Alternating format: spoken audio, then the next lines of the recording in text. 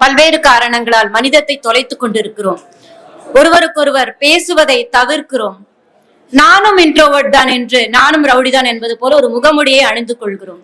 உண்மையான இன்ட்ரோவர்ட் என்பவர் யார் என்பதை இந்த புத்தகம் கொஞ்சமேனும் விடை கொடுக்கும், விளக்கம் கொடுக்கும் என்று நம்புகிறேன். ஏனென்றால் பலரும் இன்று என்ன செய்கிறோம் என்றால், நமக்கு பிடிக்காதவர்களோடு பேசுவதை தவிர்ப்பதற்காக அல்லது ஒரு மாற்று கருத்து கொண்டவரை தவிர்ப்பதற்காக அல்லது கொள்கை ரீதியான ஒரு எதிர்ப்பை காட்டுவதற்காக அல்லது நமக்கே இருக்கக்கூடிய சமூக தயக்கம், சமூக விலகல், சோசியல் ஆன்சைட்டி என்பார்கள் இல்லையா, இப்படியானவற்றை மறைப்பதற்காக தன்னுடைய தன்னம்பிக்கை குறைபாட்டை அப்படியே ஒழித்துக் கொள்வதற்காக, இப்படி பல்வேறு காரணங்களால் தான் இன்ட்ரோவர்ட் என்று தாமாக கூறிக்கொள்பவர்களும் இருக்கிறார்கள். அவர்களை போலி உள்முக சிந்தனையாளர் என்று நாம் கூறுவோம்.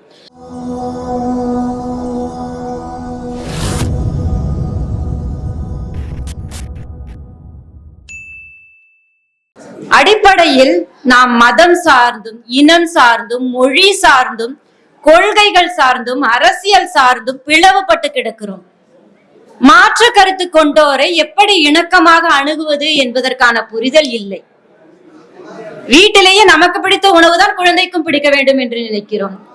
கணவன் மனைவிக்குள் சிக்கல். எல்லோருக்குமே இந்த புரிதல் எப்படி நிகழ்கிறது, எப்படி புரிதலில் பிழை ஏற்படுகிறது என்றெல்லாம் ஒரு தனி மனுஷியாக யோசித்துக் கொண்டிருந்த நான் ஊடகவியலாளராகத்தான் முதலில் எல்லோருக்கும் அறியப்பட்டேன்.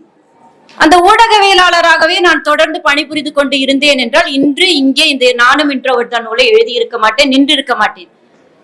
ஏனென்றால் மனிதர்கள் இது போதும் என்று நினைத்துக் கொள்கிறார்கள். அது அல்ல உங்களுடைய உண்மையான இலக்கு என்ன, நீங்கள் எதற்காக இந்த உலகில் வந்திருக்கிறீர்கள், எதில் நீங்கள் சிறப்பு வாய்ந்தவராக இருக்கிறீர்கள் என்று தன்னை பற்றிய புரிதல், செல்ஃப் அவேர்னஸ் குறைவாக இருப்பதாக நான் உணர்ந்தேன். ஒரு ஊடகவியலாளராக ரொம்ப நல்லா தான் பேரு வாங்கினேன். வணக்கம் வணக்கம், விடைபெற்றுக் கொள்வது உங்கள் அன்பு தோழி, நன்றி, மீண்டும் இணைந்திருங்கள், அப்படி இப்படி எல்லாம் பேசும்போது நல்லா அட்மிரேஷன் கிடைச்சது. அதுல கிடைத்த அடைமொழிதான் அன்பு தோழி. ஆனா அது என்னுடைய சுயம் அல்ல. அதை தாண்டி என்னுடைய பயணம் இருக்கிறதுன்னு என்னுடைய தேடல் இருந்தது. இது எல்லா மனிதர்களுக்கும் இருக்கிறதா? எனக்கும் இன்னும் முடியவில்லை. என்னுடைய தேடல் முடிந்து விட்டதை நானும் இன்ட்ரோவர்ட் தான் எழுதிவிட்டேன், நான் மிகச்சிறந்த எழுத்தாளர் ஆகிவிட்டேன் என்பதற்காக அல்ல. தேடல் இங்கேதான் துவங்கி இருக்கிறது என்பதை குறிப்பிட விரும்புகிறேன். இப்படியான தேடல் மனிதர்களுக்குள் ஏற்படுவதில்லை. பிளவுகளால், பல்வேறு காரணங்களால் மனிதத்தை தொலைத்துக் கொண்டிருக்கிறோம். ஒருவருக்கொருவர் பேசுவதை தவிர்க்கிறோம். நானும் இன்ட்ரோவர்ட் தான் என்று, நானும் ரவுடி தான் என்பது போல ஒரு முகமுடியை அணிந்து கொள்கிறோம்.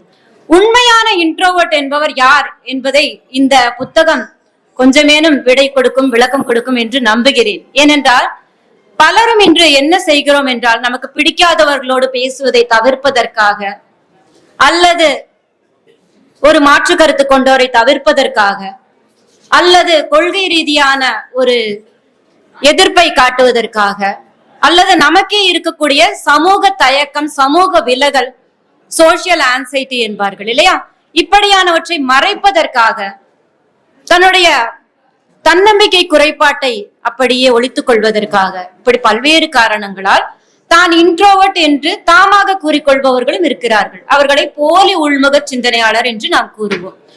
அதே போல உண்மையான இன்ட்ரோவர்ட்கள் தன்னை பற்றி பெருமையாக பேச மாட்டார்கள், இயற்கையை ரசிப்பார்கள், புத்தாக்கம் கொண்டவர்களாக இருப்பார்கள், தனிமையை விரும்புபவர்களாக இருந்தாலும் மனிதத்தை அவர்கள் வெறுக்க மாட்டார்கள். இந்த உண்மையைத்தான் பலர் மறந்துவிட்டு இன்று ஒரு நாகரிகத்திற்காக நமக்கே தெரியாமல் வாய்க்கு வந்த உளவியல் பெயர்களை எல்லாம் கூறிக்கொள்கிறோம். நாம் எனக்கு ஸ்ட்ரெஸ் இருக்கு, எனக்கு ஆன்சைட்டி இருக்கு, எனக்கு டிப்ரெஷன் இருக்கு, எனக்கு ஓசிடி இருக்கு. கையை கழுவுறது நல்லதுதான்ப்பா, ஆனா அது எல்லை மீறி போக வேண்டும் என்ற நிலையில் தான் அது நோய் என்று அல்லது ஒரு சிக்கல் என்று, உளவியல் சிக்கல் என்று நாம் புரிந்து கொள்ள வேண்டும். ஆனால் என்ன செய்கிறோம்? உடனடியாக நாம இணையத்தில் ChatGPT சொல்லுச்சு, கூகுள்ல சொன்னாங்க, பக்கத்து வீட்டுக்காரங்க சொன்னாங்கன்னு நமக்கு ஒரு உளவியல் பெயர்களை நாமே சூட்டிக் கொள்கிறோம். இங்க இருக்கக்கூடிய ஒவ்வொருவருமே எனக்கு அந்த உளநோய் இருக்கிறது, எனக்கு இந்த சிக்கல் இருக்கிறது என்று சொல்வோம் இல்லையா? இப்படி இருக்கக்கூடிய காலகட்டத்தில் ஏன் என்ற கேள்வியை நமக்குள் கேட்டுக்கொள்ள வேண்டும். அதுதான் உண்மையான பகுத்தறிவின் அடையாளம். அதற்காக எல்லாவற்றையும் கேட்டுக்கொண்டு இருக்கக்கூடாது கேள்வி. அதற்கு பேர் பாரனாய்டு என்றாகிவிடும், சந்தேக பித்தி என்றாகிவிடும். இந்த துல்லியத்தை, அந்த வேறுபாட்டை தான் நான் காட்ட முயற்சி செய்திருக்கிறேன் இந்த நூலில் என்று எண்ணுகிறேன்.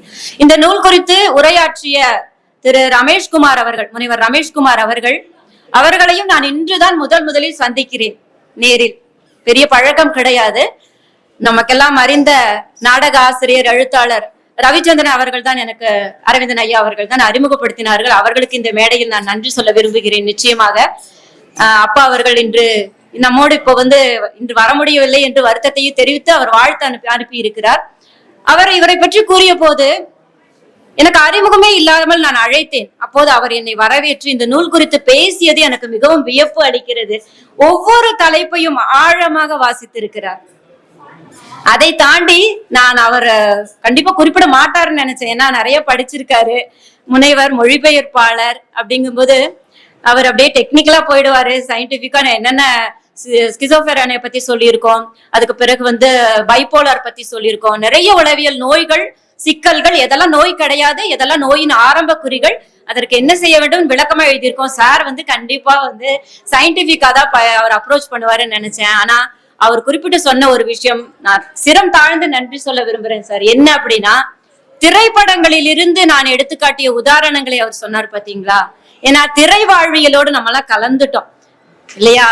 பேசலன்னா எப்படி சார், இந்தியனே இல்ல அப்படின்னு சொல்லி பாஷா படத்துல ரஜினி சொல்லுவாரு. அந்த மாதிரிதான் அதுவும் கூட இந்த புத்தகத்துல குறிப்பிடப்பட்டிருக்கு.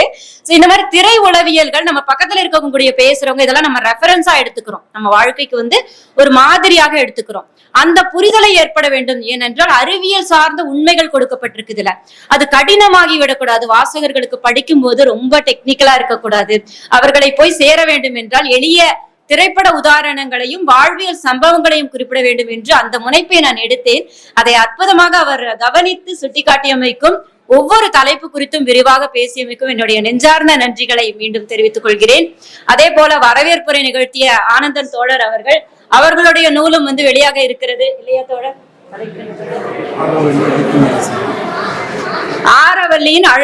ஆரவல்லி அழிப்பின் அரசியல் அப்படின்னு சொல்லிட்டு மலைக்காடுகள் இயற்கையை அழித்து இருக்கக்கூடியதன் பின்னாடி இருக்கக்கூடிய அரசியலை குறித்து எழுதியிருக்கிறார்.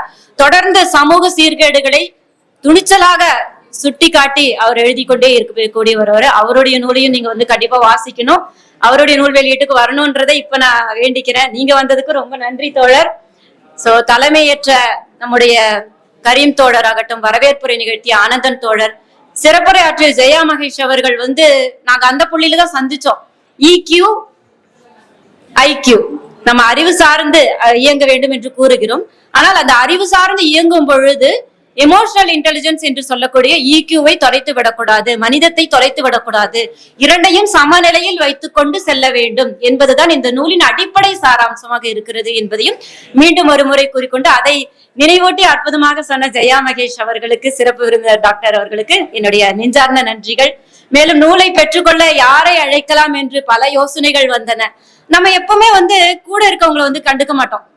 அங்க இருந்து கூப்பிடலாம், இங்க இருந்து கூப்பிடலாம், அவங்கள கூப்பிடலாம், இவங்கள கூப்பிடலாம், எங்கிருந்தோ இருக்கவர்களை கொண்டாட நினைப்போம், அருகில் இருப்பவர்களை மறந்து விடுவோம். ஆனா நான் அப்படி கிடையாதுங்கிறதுக்கான முயற்சியில இறங்குனதுனால தான் நான் உளவியலாளராக மாறினேன். ஊடகவியலாளராக இருந்த நான் உளவியல் ஆலோசகராக மாறியதன் காரணம், இருக்கும் போதே கொண்டாடு, அருகில் இருப்பதையும் கொண்டாடு என்பதுதான். அப்படியாக 10 ஆண்டுகளுக்கு முன்பு நான் முதலில் எமக்கும் தொழில் என்ற ஒரு நூலை சுய வெளியீடாக வெளியிட்டேன். சில எழுத்து பிழைகளோடு வெளியிட்டேன். அந்த நூலை கொண்டாடுவது எப்படி கொண்டு போய் சேர்ப்பது என்று நான் தெரியாமல் விழித்த போது எனக்கு கரம் கொடுத்தவர் தான் தங்கமுருகேசன் ஐயா அவர்கள். அவர்தான் முதல் நூலை பெற்றுக்கொள்ள வேண்டும் என்பது என்னுடைய பாக்கியமாக, என்னுடைய பெரும் பேராக இன்று அமைந்தது என்று நான் சொல்வேன். அதனாலதான் நம்ம தோழர்கள், நம்ம நண்பர்களையே நம்ம கூப்பிடுவோம், கொண்டாடுவோம் அப்படின்னு சொல்லி இந்த விழா எண்ணிக்கை சார்ந்தது அல்ல, அது செய்யக்கூடிய செயல் சார்ந்ததுதான் வாழ்க்கை என்று நினைக்கிறேன். நிறைய பேர் வந்திருக்காங்க, ஒவ்வொருத்தரையும் நான் குறிப்பிட்டு சொல்லணும். இந்த நூலின் ஆக்கத்தில் பதிப்பாளர்கள் ஹர் ஸ்டோரிஸ் அவர்கள் வெளியிட்டிருக்காங்க. அவங்க எப்பவுமே பெண்ணியம் சார்ந்த எழுத்தாளர்களை ஊக்குவிக்கக்கூடிய ஒரு பதிப்பாளர்கள். அவர்களுடைய மெய்ப்பு திருத்த பணியை நான் நிச்சயமா இங்க குறிப்பிடணும். ஒவ்வொரு விஷயத்திலையும் இது கொஞ்சம் அப்படி போயிடுமோ, இது இப்படி போயிடுமோ, இது அவங்கள சாடுற மாதிரி ஆயிடுமோ அப்படின்னு ரொம்ப சிரத்தை எடுத்துக்கிட்டாங்க. ஒரு மனநல ஆலோசகர் எப்படி யாரையும் மனநோக செய்யக்கூடாது என்று யோசிப்பார்களோ, அதே போல உண்மையான ஒரு நேர்த்தியோடு பொதுவான எல்லோருக்கும் பயன்படக்கூடிய ஒரு நூலாக இதை கொண்டு வர வேண்டும், செறிவாக கொண்டு வர வேண்டும். உண்மைகளை பேசக்கூடிய அதே நேரம் யாருடைய மனதையும் காயப்படுத்தி விடக்கூடாது என்பதில் மிகவும் கவனமாக இருந்து மெய்ப்பு திருத்தத்திற்கு உதவி செய்த ஹர் ஸ்டோரிஸ் என்னுடைய பதிப்பகத்தார் அவர்களுக்கு, வள்ளிக்கண்ணன் அவர்கள், நிவேதா லூயிஸ் அவர்களுக்கு, அவர்கள் இன்று வர முடியவில்லை, இருந்தாலும் அவர்களுக்கு என்னுடைய நெஞ்சார்ந்த நன்றிகளை தெரிவித்துக் கொள்கிறேன். அது போக ஒவ்வொருத்தரும் வந்திருக்கவங்க எல்லாருமே, ஒருங்கிணைப்பு செய்த மைத்திலி தோழராகட்டும், வாழ்த்துறை கொடுத்த அம்சப்பிரியா அவர்கள், பொள்ளாச்சி இலக்கிய வட்ட தலைவர் அவர், அதற்கு பிறகு விஜயராகவன் அவர்கள் வேளாண்மை துறையிலிருந்து ஓய்வு பெற்றவர், தொடர்ந்து இயங்கிக் கொண்டிருப்பவர்கள், மற்றும் நம்முடைய தோழர்கள், என்னுடைய கல்லூரி நண்பர்கள் வந்திருக்கிறார்கள். விஜய் அவர்கள், அவர் ஒரு திருப்பூர் தொழில் அதிபர், எல்லாரும் தெரிஞ்சுக்கங்க. அற்புதமான வடிவமைப்பாளர், ஆடை வடிவமைப்பாளர். எத்தனை ஆண்டுகள்னு நான் சொல்ல மாட்டேன், என்னோட வயசுக்கு நீங்க கெஸ் பண்ணிடுவீங்க. என்னுடைய கல்லூரி நண்பர் அவர். அன்றிலிருந்து இன்று வரை நான் ஒரு கட்டுரையாளராக, ஒரு ஊடகவியலாளராக, இன்னைக்கு ஒரு பெண்ணியவாதியாக உங்கள் முன் அறியப்படுகிறேன் என்றால் நம்புங்க, அந்த விஜய் தான் காரணம்.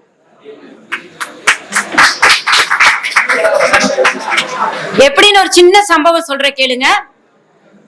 எத்தனை ஆண்டுகள் நீங்க கணிச்சிருப்பீங்க? சுமார் எத்தனை ஆண்டுகளுக்கு முன்னாடி இருக்கும்னு கணிச்சுக்கோங்க, அவங்க மனசுக்குள்ள வச்சுக்கோங்க. இல்ல தோழர், 55 வருஷம். அப்பெல்லாம் இன்னைக்குதான் லவ்வர்ஸ் டே, விமென்ஸ் டே. இப்பதான் லவ்வர்ஸ் டே, விமென்ஸ் டே, எல்லா டேவும் இருக்கு. நின்னாடே, நடந்தாடே, எல்லா டேவும் இருக்கு. அத்தனை ஆண்டுகளுக்கு முன்னால் விமென்ஸ் டே என்ற ஒரு டே இருக்கிறது என்பதை முதலாக எனக்கு சொன்னவர் என்னுடைய நண்பர் விஜய் தான்.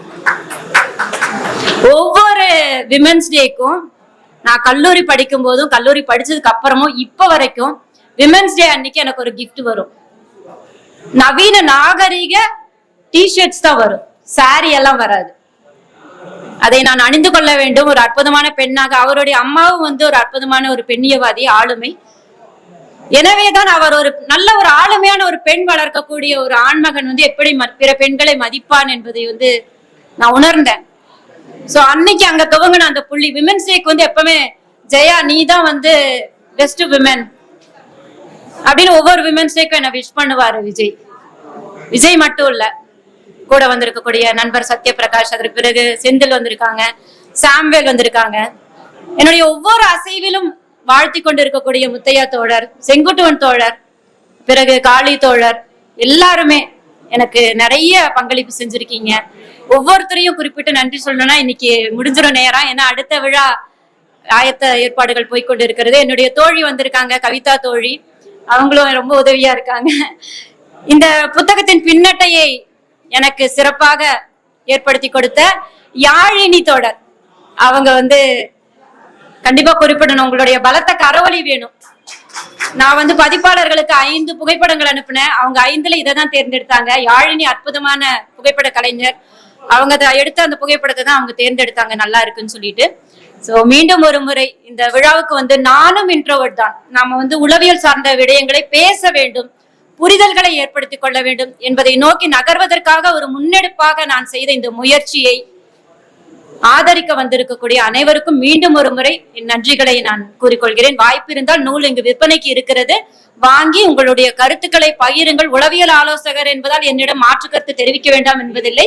நிச்சயமாக நீங்கள் கேள்விகள் கேட்கலாம், கேள்விகள் கேட்டால்தான் மாற்றங்கள் பிறக்கும் என்று மீண்டும் ஒரு முறை கூறிக்கொண்டு, இந்த தொடர் என்னை எழுத வாய்ப்பு தந்த குங்குமம் டாக்டர் இதழுக்கும் மற்றும் அனைத்து நண்பர்களுக்கும் மீண்டும் ஒரு முறை என்னுடைய நெஞ்சார்ந்த நன்றிகள். உளவியல் சார்ந்த புரிதலை ஏற்படுத்திக் கொள்வோம், மனிதத்தை மீட்டெடுப்போம்.